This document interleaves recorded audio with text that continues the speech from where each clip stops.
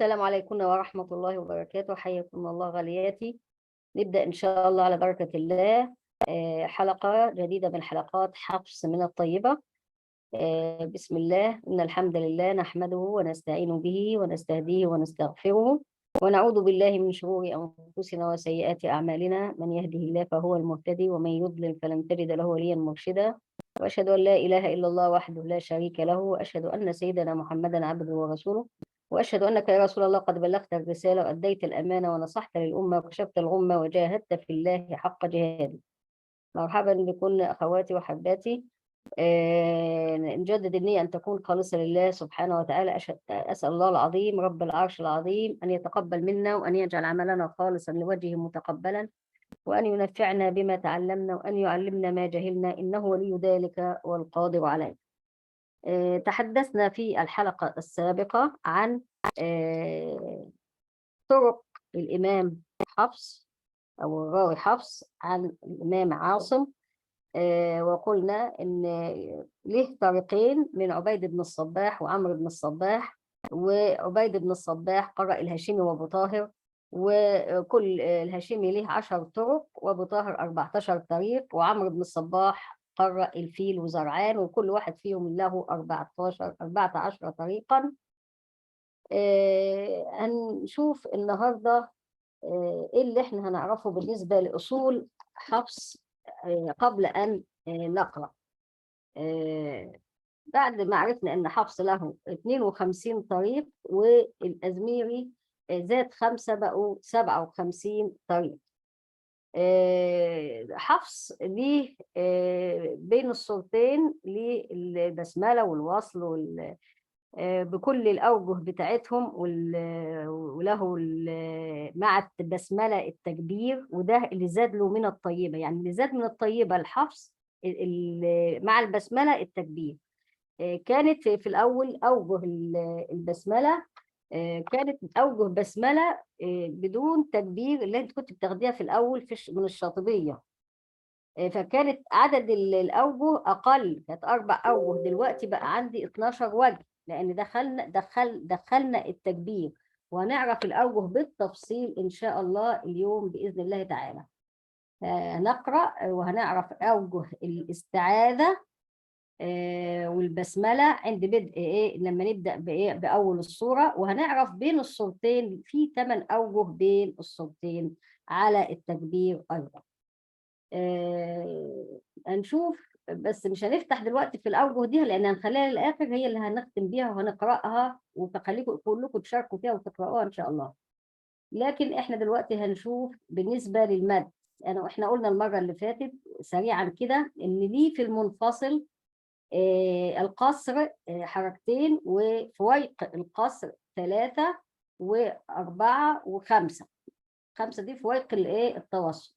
وبعدين قلنا في المتصل ليه 4 وليه فويق التوسط 5 وليه 6 الإشباع. بالدول اللي قلناهم باختصار. لكن احنا النهارده هنشوف ازاي ان ايه اللي بيحدث لما يجيني مد منفصل ومد متصل ويجتمعوا مع بعض. هنا لو المد المنفصل سبق في الأول قبل المد المتصل، يبقى هبدأ في الأول بإيه؟ بالمنفصل. أول حاجة احنا قلنا القصر. المنفصل فيه القصر 2 وفيه 3 و4 و5. يبقى أول وجه هعمل إيه؟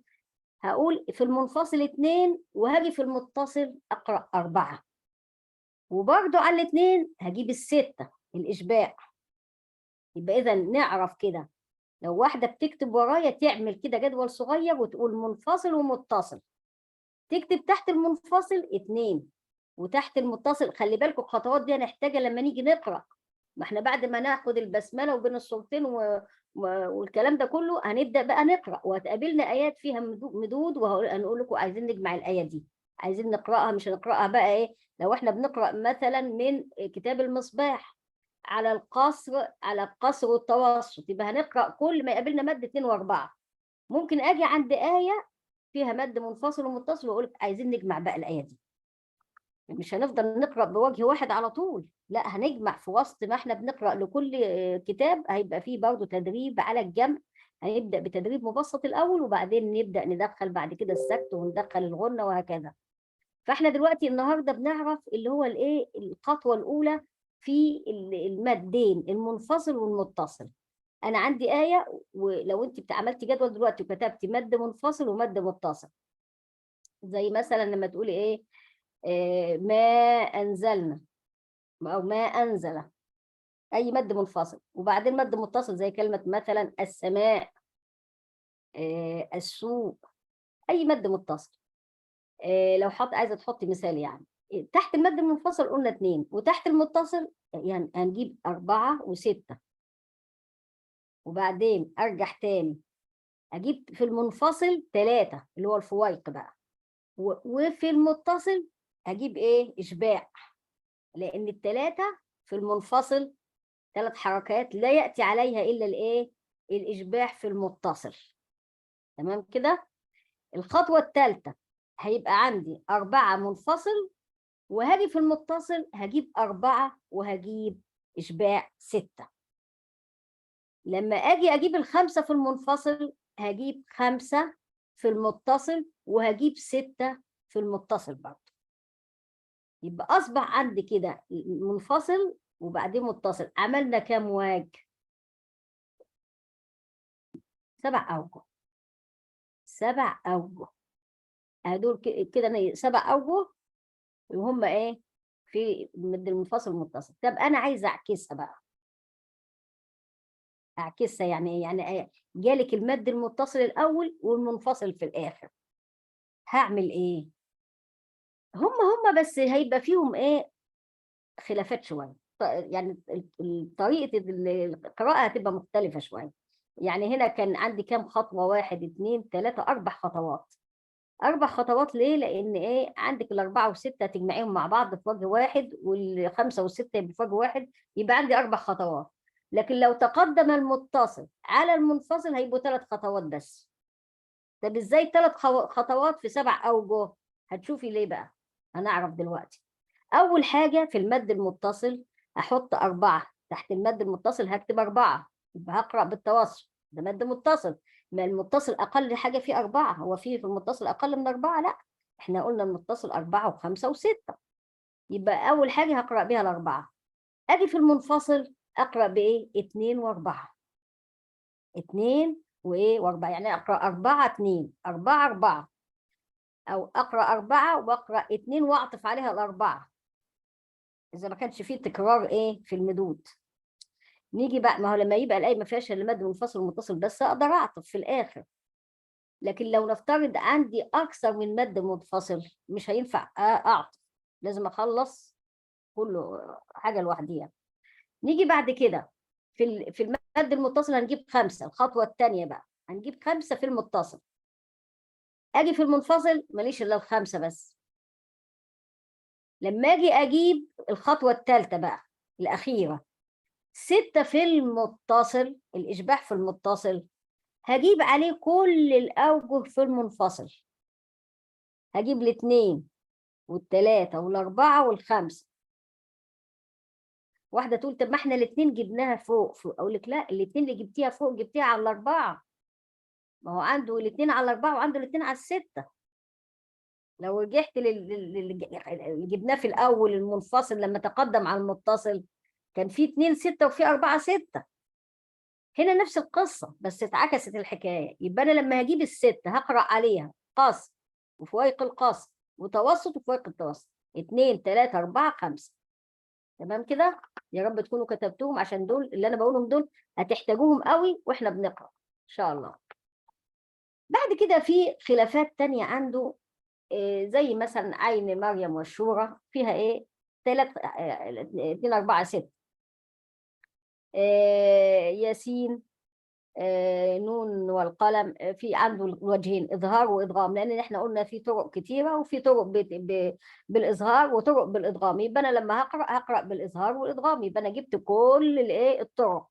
لكن ممكن اكون بقرا من كتاب معين او من طريق معين، في الحاله دي اقول لك الكتاب ده ملوش الا الاظهار، يبقى هنقرا له بالاظهار. الكتاب ده ملوش الا الادغام، يبقى نقرا بالادغام. لكن انا بجمع، يبقى هجيب اظهار وايه وادغام. تمام كده. نيجي بعد كده نشوف اللي عنده غنة في اللام والراء. عنده غنة في اللام والراء بخلف، يعني نجيب ترك غنة وغنة. برضو الغنة، الغنة مع المد هيكون ليها برضو ايه، كلام ولها تحريرا، مش وبس. يعني مش هجيب الغنة على كل المدود، لا مش هينفع الغنة على كل المدود. لا، الغنة هتبقى جاية في بعض، مع بعض المدود، وفي بعض مد ما عندوش غنة فيه، ما ينفعش. ليه؟ لأن في مد هيجي عليه سكت، والمد اللي هيجي عليه سكت الغنة والسكت مش هيجتمعوا مع بعض. يبقى إذا كنت هسكت يبقى مش هيبقى في غنة. هنعرف الكلام ده لما نيجي نقرأ، علشان أنا مش عايزة أتقل عليكم قوي كل حاجة مرة واحدة. يبقى احنا المهم عرفنا لما يتقدم المد المنفصل على المتصل هعمل ايه، والعكس هعمل ايه.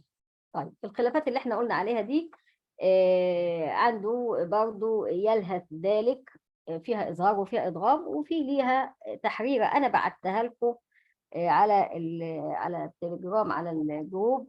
هتلاقي فيه يلهث ذلك ده جايبها لك، أنا بعتها لك مع الإيه، مع المدود. يعني هي فيها مرتبطة برضو بالمد، فأنا جايبها لك بعتها لك بالتفصيل. لما هتشوفيها هتلاقيها يعني جميلة وموضحة.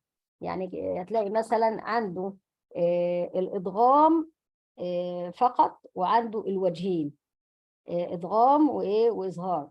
الإدغام بيجي على 2 و4، ويجي على 2 و6، وعلى 3 و6، وعلى 4 و4، وعلى 5 و5.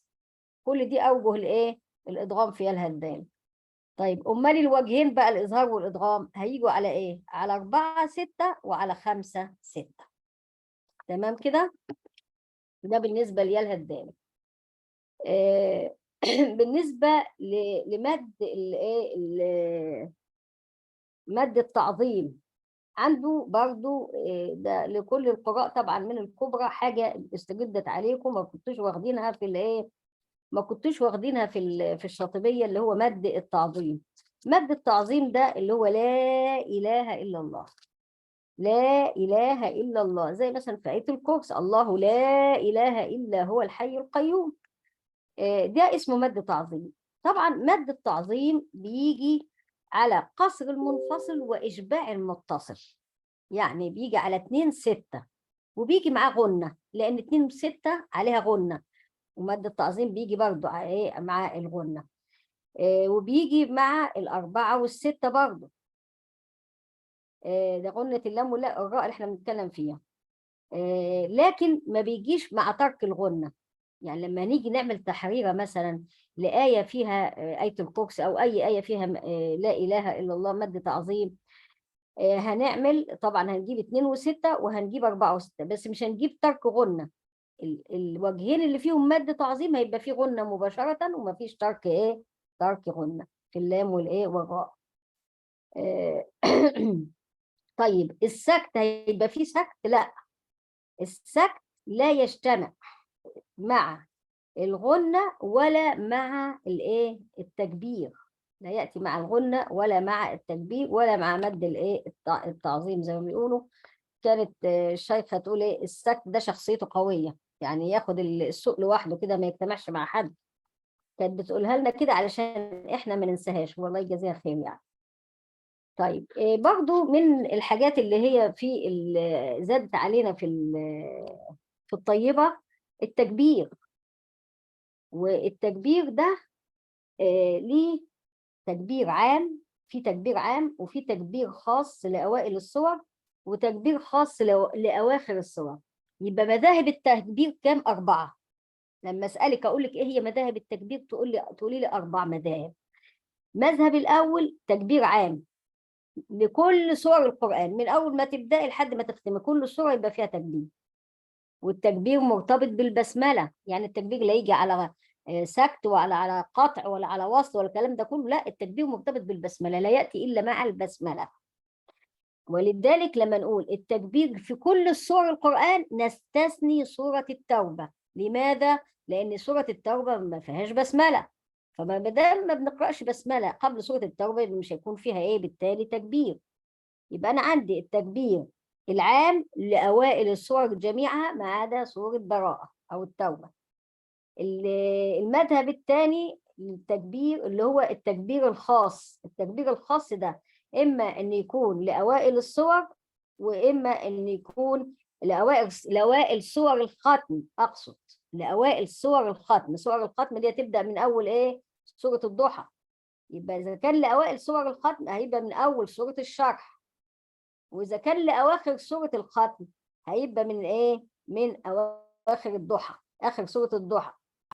هنا يمتنع السكت على التكبير.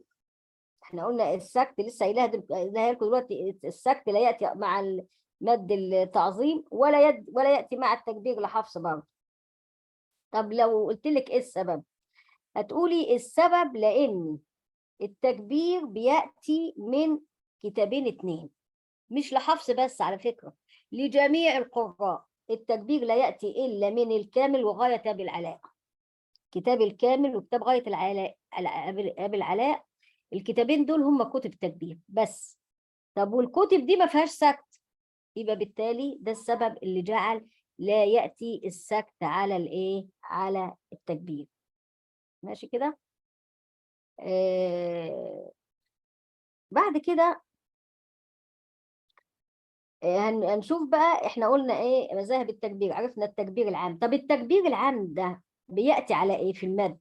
بيأتي على 6 في المتصل و5 في المنفصل مع الايه؟ مع الايه؟ الغنة، معاه غنة. طيب وبيجي على ايه تاني بقى؟ بيجي على في المتصل الإشباع 6 في المتصل، ويجي في المنفصل على الاثنين والثلاثة والأربعة، ولا يأتي على الخمسة مع الغنة وعدمها، يعني ترك غنة وغنة. يبقى إذا لما أكون أنا بجيب في المتصل في التكبير العام 6، أجي في المنفصل أجيب 5 وأجيب الغنة مباشرة، مفيش ترك غنة. لما أكون أنا بجيب في المتصل 6 وأجيب عليها 2 أو 3 أو 4، في الحالة دي أجيب ترك غنة وغنة في كل وجه. خلاص دي كده تمام.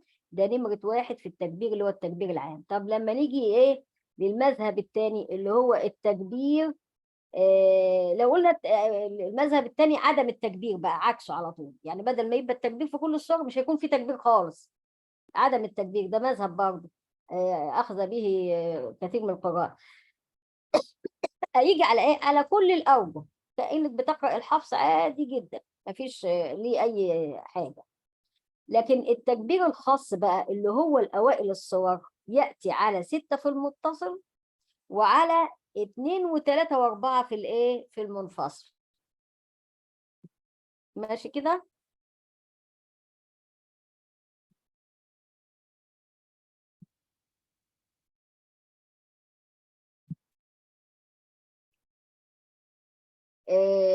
يبقى عرفنا التكبير الخاص لأوائل الصور ده بيكون في الايه؟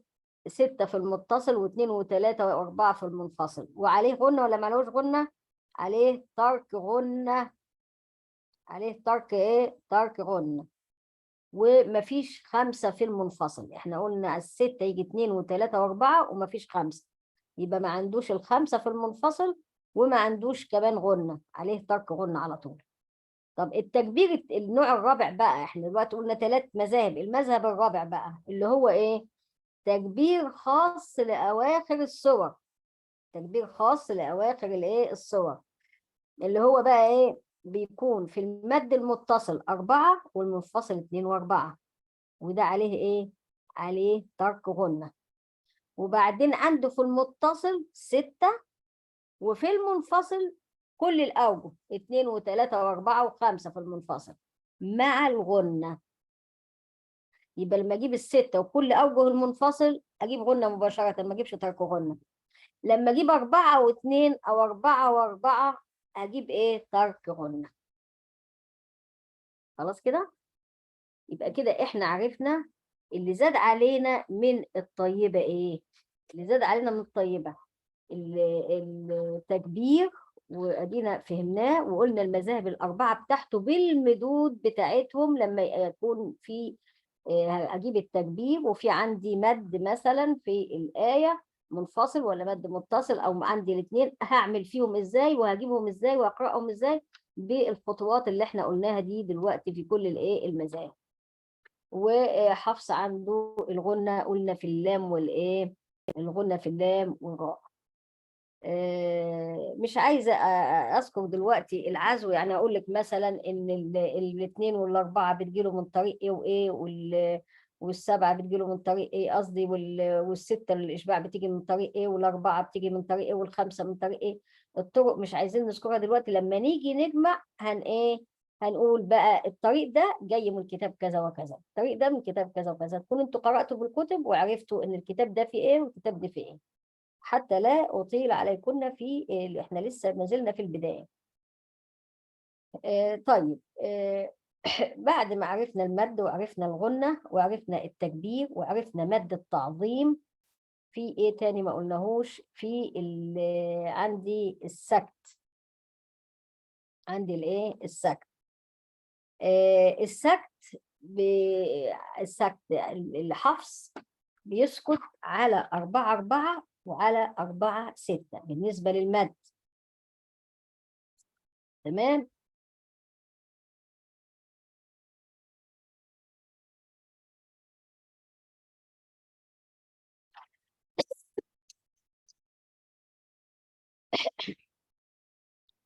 السكت بينقسم إلى قسمين، اللي بتكتب ورايا تعمل سهمين كده، تكتب سكت فوق وتعمل سهمين، تكتب على اليمين سكت عام وعلى الشمال الناحية التانية سكت خاص، أو العكس، يعني في نوعين للسكت، سكت عام وسكت خاص. نشوف السكت العام. السكت العام ده بيكون السكت على إيه؟ على ال وشيء والمفصول والموصول.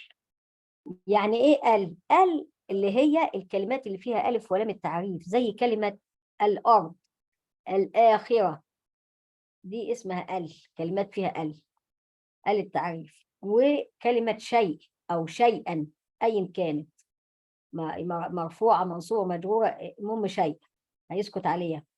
والمفصول اللي هو الهمزه يبقى قبلها ايه ساكن، ويكون دي في كلمه ودي في كلمه. يعني ناخد مثال عليها زي ايه، مثلا لما اقول عذاب أليم، عذاب آخرها سكون، وفي كلمة لوحديها السكون في كلمة في نهاية الكلمة، والكلمة اللي بعديها فيها همزة، فده بنسميه ساكن مفصول. بنسميه ايه في علم القراءات؟ ساكن مفصول. لما اتكلمنا عن تعريفات علم القراءات كنت محضره لكم الساكن المفصول والموصول، بس نسيت اقولها، لكن اجي وقتها اهو. يبقى الساكن المفصول اللي هو الهمزة الأسفة، السكون يبقى في نهاية الكلمة الأولى، والهمزة في بداية الكلمة الثانية، ده اسمه ساكن مفصول. تمام. طب والساكن الموصول هتبقى الهمزة والسكون في كلمة واحدة. زي ايه؟ المثال هو اللي هيخلينا ايه ما ننساش ونفتكر. زي كلمة مثلا مسؤول، مسؤول، السين ساكنة وبعدها همزة. كلمة قرآن، قرآن، عندك الراء ساكنة وجاي بعدها ايه همزة، يبقى دي اسمه ساكن موصول. يبقى انا عندي ساكن مفصول وساكن موصول وقال وشيء، الاربعه دولت بيسكت عليهم حفص، اسمه سكت عام. لو اجتمعوا في الايه يبقى اسمه سكت عام. طيب، ده والسكت العام فيه ايه 4 و6، ياتي على الايه على التوسط والاشباع مع بعض، يمتنع على الخمسه. طيب السكت الخاص بقى هنستثني من اللي احنا قلناه ده الايه الساكن المفصول. يعني السكت الخاص هيجي على ال وعلى شيء وعلى الساكن المفصول، يبقى في الحالة دي اسمه سكت ايه؟ اسمه سكت خاص. وده بيأتي على ايه؟ على 4 4 على التوسط. يبقى إذا اجتمعوا كلهم الأربعة في آية يبقى سكت عام. إذا نقص الساكن المفصول يبقى ايه؟ سكت ايه؟ سكت خاص. يبقى كده عرفنا السكت تقريبا. كده نقدر نقول ان احنا ايه، عرفنا اصول حفص معظم او اكثرها يعني. كده نقدر ان احنا، طب نرجع بقى اللي احنا اتفقنا ان احنا هنقوله في البداية خالص. قلنا احنا مأجلين حاجة هنقولها في الآخر او عشان نقرأ بيها، اللي هي اوجه بقى الاستعاذة والبسملة مع وجود التكبير. مع وجود الايه، التكبير. طيب هنشوف في الاول قبل ما نشوف بين الصورتين هنجيب في الاول. لو انا هبدأ القرآن ببدأ بقول ايه في استعاذة، بستعيذ بالله من الشيطان الرجيم وبعدين في بسملة. هنا زاد عندي التكبير. طب التكبير ده هيبقى فين مكان، فين موضعه بالظبط، بعد ايه وقبل ايه؟ هيكون بعد الاستعاذة وقبل البسملة. تكبير قبل البسملة، قل الله أكبر وبسم الله الرحمن الرحيم. يبقى كده ايه، ده مكان التكبير. طب ايه الأوجه اللي احنا هنقرأ بيها؟ قلت 12 وجه في أول السورة. أول وجه قطع الجميع بدون تكبير، يعني تقولي أعوذ بالله من الشيطان الرجيم، بسم الله الرحمن الرحيم، الحمد لله رب العالمين. يبقى كده أنا إيه، قطعت كل واحدة لوحدها. عند الاستعاذة توقفت، وبعدين بعد البسملة توقفت، وبعدين جبت أول السورة. ده الوجه الأول. الوجه الثاني هقطع الاستعاذة وقف، يعني أقول الاستعاذة وقف، وبعدين هوصل الايه، البسمله بالايه، بدايه الصوره. الوجه الثالث هيبقى فيها قطع اعوذ بالله من الشيطان الرجيم وقف، والله اكبر واقف، وبسم الله الرحمن الرحيم وهقف، وبعدين اقول الحمد لله. يبقى ده قطع كل الاوجه بس مع التكبير. الوجه الرابع قطع الاستعاذه وقطع التكبير، وهنوصل البسملة بأول السورة. الوجه اللي بعديه هنوصل التكبير. أنا بقول على مهلي عشان لو في واحدة بتكتب الخطوات ورايا، عشان انتوا هقرأكم دلوقتي بيها. وهنوصل التكبير بالبسملة، ماشي، وهنقف. وبعدين نجيب ايه، يعني بعد ما نقول أعوذ بالله من الشيطان الرجيم هنوصل التكبير بالبسملة ونقف، وبعدين نجيب أول السورة. الوجه السادس هنقطع التعوذ، يعني نقول اعوذ بالله من الشيطان الرجيم واقف، وبعدين اوصل الباقي الثلاثه، التكبير والبسمله واول السوره اوصلهم. الوجه السابع الوصل بدون تكبير وقطع الايه السوره، يعني هوصل الاستعاذه بالبسمله واقطع وبعدين اجيب الايه اول السوره. الوجه الثامن وصل الجميع. وصل الجميع اللي هم ايه، بدون تكبير، الاستعاذه والبسمله واول السوره. الوجه التاسع وصل الاستعاذة بالتكبير، يعني الأول والثاني هوصلهم ببعض، الاستعاذة والتكبير، وبعدين أقول البسملة وأتوقف، يعني بعد التكبير هقف وبعدين أقول البسملة وبعدين هقف وبعدين أقول أول السورة. الوجه العاشر وصل البسملة بالإيه، بالحمد بأول السورة. يبقى أنا هقول أنا كنت واصلة من الأول الاستعاذة بالتكبير وتوقفت، هوصل بقى هنا البسملة بالإيه، بأول السورة. الوجه ال11 هوصل التعوذ بالايه، كله مع بعضه، وهقطع اول السوره، يوصل الثلاثه الاولانيين واقطع اول السوره. اوصل الاستعاذه والتكبير والبسمله واقف، بعد نهايه البسمله هقف وبعدين اجيب اول السوره. اخر وجه الوجه ال12 وصل الجميع، اللي هو الاستعاذه والتكبير والايه والبسمله واول السوره كله. كده دول 12 وجه اللي هم في اول السوره لما اكون هاجي اقرا. طيب بين السورتين بقى، بين السورتين 8 اوجه، 8 اوجه بين السورتين. الوجه الاول قطع الجميع بدون تكبير، اللي هم ايه بقى الجميع ودول اللي احنا هنقراهم. لو نهايه سوره الفاتحة وأول البقرة مثلا، فتقولي ولا الضالين، وقف، وبعدين بسم الله الرحمن الرحيم البسملة، وبعدين ألف لام ميم أول سورة الإيه البقرة. يبقى كده إيه، هقف بين قطع الجميع، يعني نهاية سورة الفاتحة أقف، وبعدين بسمل، وبعدين أقف، وبعدين أجيب أول سورة البقرة. الوجه الثاني عندي البسملة بدون تكبير، بس هعمل ايه بقى؟ هوصل البسملة بأول الايه سورة البقرة، هقف برضه على نهاية الفاتحة وأوصل البسملة بأول سورة البقرة. فاكرين كان في وجه ممتنع كنا اتعلمناه برضه في الشاطبية، كنتوا عارفينه إن يمتنع إن أنا أوصل البسملة بإيه بنهاية السورة وبعدين أقطع. ليه؟ لئلا يظن إن السامع يظن إن أو المستمع يظن إن إيه إن البسملة دي آية من السورة اللي أنت ختمتيها. فده وجه ممتنع، الوقف على البسملة مع وصلها بإيه بنهاية السورة.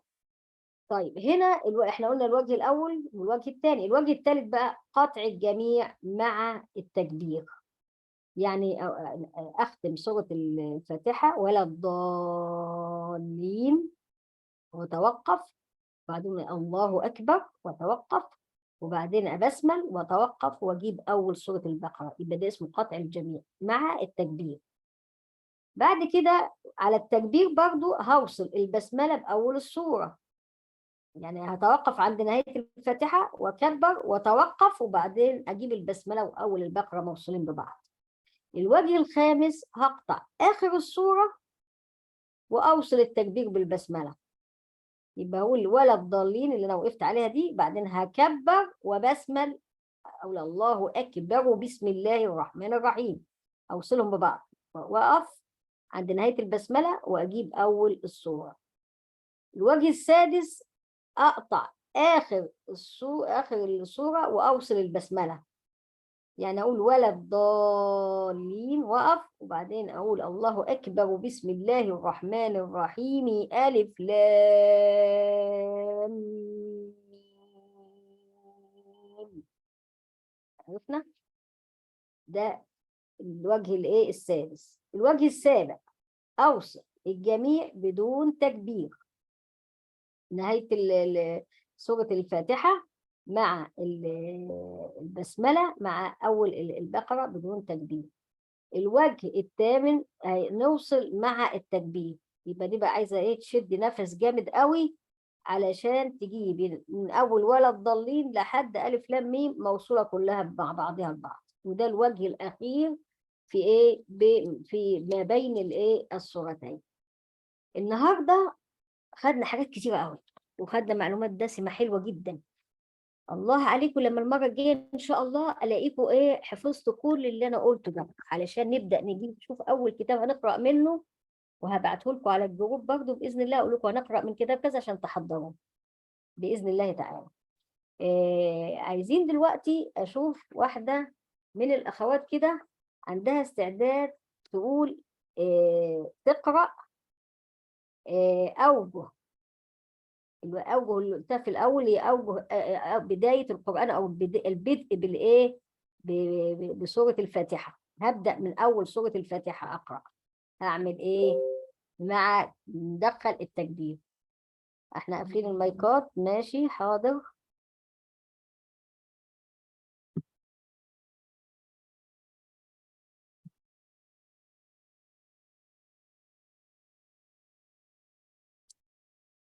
مش عارفة، واحدة تجرب كده شوف المايك اتفتح.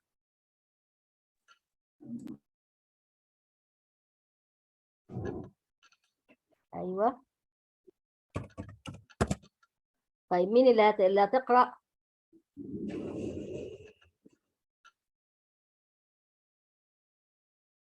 هناء.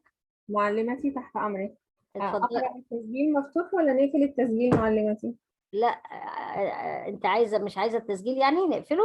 يعجب حضرتك اللي يعجب حضرتك. لا خليه يا ريت عشان يبقى فيه استفادة. حاضر إن شاء الله. إيه، اتفضل. أنا هبدأ إن شاء الله. اتفضل. أعوذ بالله من الشيطان الرجيم. بسم الله الرحمن الرحيم. الحمد لله رب العالمين. أعوذ بالله من الشيطان الرجيم. بسم الله الرحمن الرحيم الحمد لله رب العالمين أعوذ بالله من الشيطان الرجيم الله أكبر بسم الله الرحمن الرحيم الحمد لله رب العالمين. أعطيك معلمتي، مش لازم أعيد الاستعاذة ولا أعيدها؟ لا، اللي انت قطعاها ممكن ما تعيدهاش، تمام تعطفي عايزه تعطفي اعطفي، بس انا مش تمام. ما حبيتش اقول العطف ده عشان تكون واحده مش عارفه فهيبقى فيها صعوبه عليها شويه، لكن اه انت لو ما شاء الله عليكي عارفه تمام. إن شاء الله. هو أنا قطعت الاستعاذة، قطعت التكبير، هعطف البسملة على أول السورة. نعم نعم. بسم الله الرحمن الرحيم الحمد لله رب العالمين الله أكبر بسم الله الرحمن الرحيم الحمد لله رب العالمين الله أكبر بسم الله الرحمن الرحيم الحمد لله رب العالمين أعوذ بالله من الشيطان الرجيم بسم الله الرحمن الرحيم الحمد لله رب العالمين أعوذ بالله من الشيطان الرجيم بسم الله الرحمن الرحيم الحمد لله رب العالمين أعوذ بالله من الشيطان الرجيم أعوذ بالله من الشيطان الرجيم الله أكبر بسم الله الرحمن الرحيم الحمد لله رب العالمين بسم الله الرحمن الرحيم الحمد لله رب العالمين أعوذ بالله من الشيطان الرجيم الله أكبر بسم الله الرحمن الرحيم الحمد لله رب العالمين أعوذ بالله من الشيطان الرجيم الله أكبر بسم الله الرحمن الرحيم الحمد لله رب العالمين. جزاكم احسنتي الله احسنتي، عطى الله خير. انفاسك. أسمعكم معلمتي. بسم الله ما شاء الله بارك الله فيكي، تمام ممتازه. هي بقى الهمه اللي انا عايزاها دي ان شاء الله، عشان في الاخر بقى زي ما قلت لكم كده هختار كام واحده من الممتازات ان شاء الله، اقراهم بالاجازه لحفص من الكبرى ان شاء الله تعالى. إن شاء الله معلمتي، جزاكم جزاك الله الله خيرا، خيرا. أسعد الله أسمعكم. وإياك يا حبيبتي. طيب عايزة أخت تانية تجيب بين الصورتين بقى زي ما أنا شرحتها كده. مم. الأستاذة هناء تعبت، ما نقدرش نقول لها قولي تاني، عايزين حد تاني بقى يعني العدد الكتير ما شاء الله اللي حاضر ده كله يعني. ها أخواتي.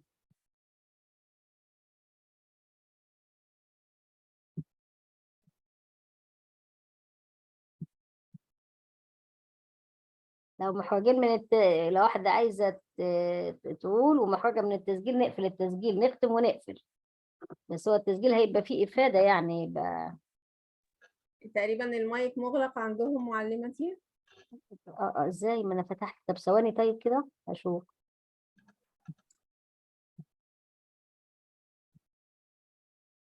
شوفوا كده طيب، انا فتحت المايكات دلوقتي تاني. ها مازال مغلق. فتح معلمتي، ماشي مغلق. الله المستعان. لسه مغلق، طيب ماشي هنشوف تاني مش عارفة. حاضر يا حبيبتي خلاص انا عرفت ان مغلق، اشوف تاني حاضر.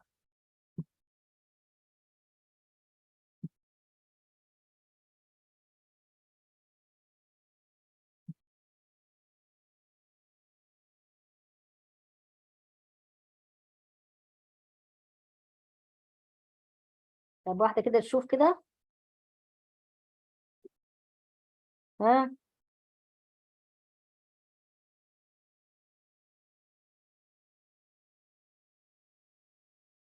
طب الأستاذة هناء، أنت معاكي الهوست، تعرفي تفتحي المايكات؟ يمكن أنا مش عارفة أفتحها. أنا هحاول معلمتي، أنا بدور على تمام تمام. طب خلاص اللي عايزة تقرأ مين وأنا أفتح لها والمايك أنا كده بتاعها؟ فتحت معلمتي لكل الناس، كده مفتوح إن شاء الله، مفتوح طيب أخوات. مين اللي عايزة تقرأ؟ لا تقرأ ترفع ايديها عشان أفتح لها مايكها هي بس. طب مش عارفين نفتح بقية الميكروفونات كلها. ها؟ طيب في معانا أختنا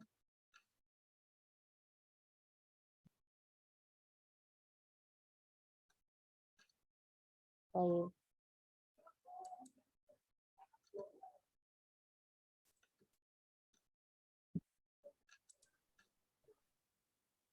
اتفتح المايك يا حبيبتي. إنجي. اقرأ.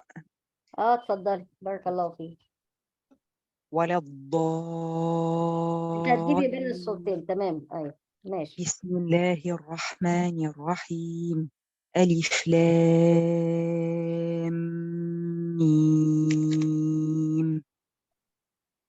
بسم الله الرحمن الرحيم. ألف لام ميم. ولا الضالين. الله أكبر. بسم الله الرحمن الرحيم. ألف لام ميم. بسم الله الرحمن الرحيم. ألف لام ميم.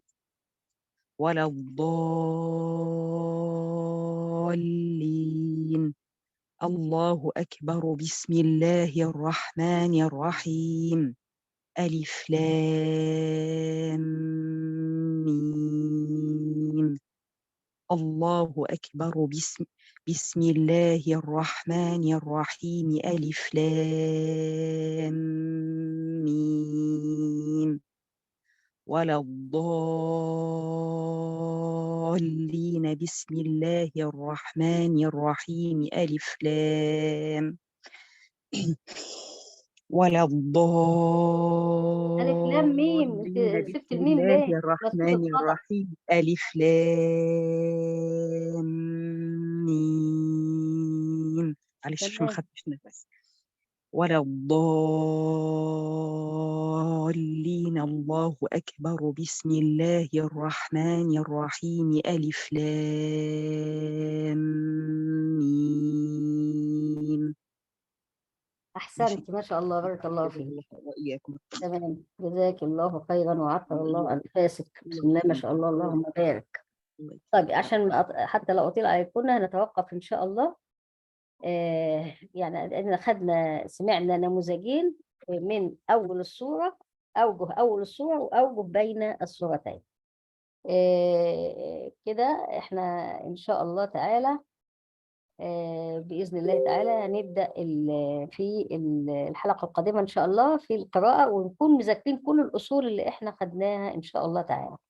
سبحانك اللهم وبحمدك، أشهد أن لا إله إلا أنت، أستغفرك ربنا وأتوب إليك.